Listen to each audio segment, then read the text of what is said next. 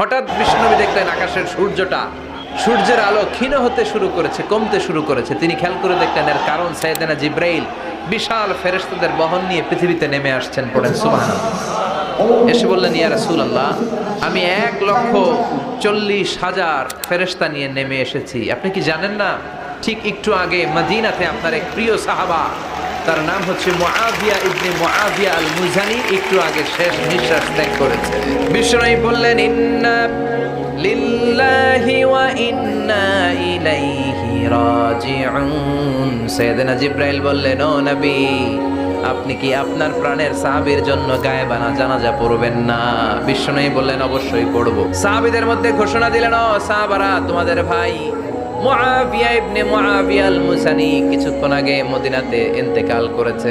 সবাই বাইরে বের হয়ে আসো, এই মাত্র আমরা এই মুহূর্তে আমরা গায়েবানা জানাজা পড়ব। বিশ্বনবী